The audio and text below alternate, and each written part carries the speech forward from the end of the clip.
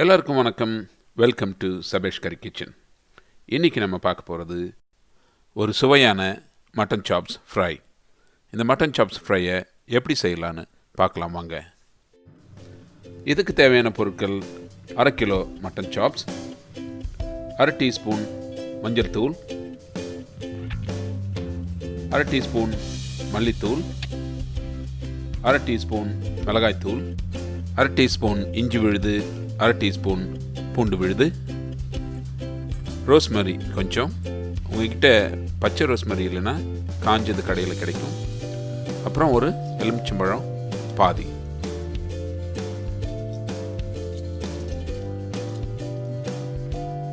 இதுக்கு தேவையான அளவு உப்பு சேர்த்துக்கலாம். அதுக்கு அடுத்ததாக இதை நல்லா கலந்து விட்டுக்கலாம். நல்லா கலந்து மேரினேட் பண்ணிவிட்டு அப்படியே எடுத்து ஒரு அரை மணி நேரம் இதை அப்படி ஊற வச்சிடலாம்.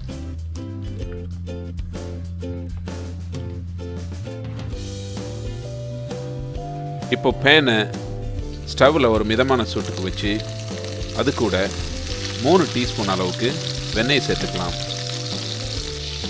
அடுத்ததாக இந்த வெண்ணெயை நல்லா தேய்ச்சி விட்டு கரையை வச்சுக்கலாம்.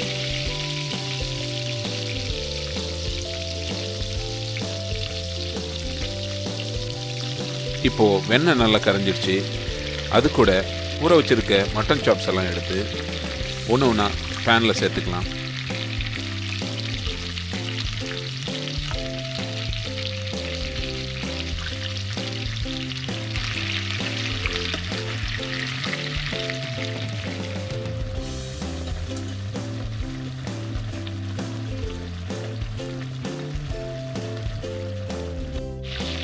இப்போ இந்த மட்டன் சாப்ஸை ஒரு 20 நிமிஷம் 2 பக்கமும் திருப்பி போட்டு மிதமான சூட்லேயே நல்லா வேக வச்சு எடுத்துக்கலாம்.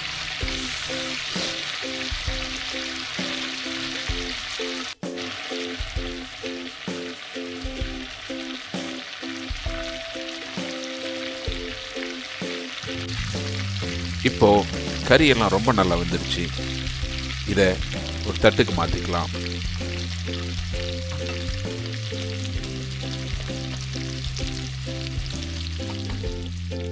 இப்போ பாருங்கள், ரொம்ப சுவையான மட்டன் சாப்ஸ் ஃப்ரை தயாராகிடுச்சு.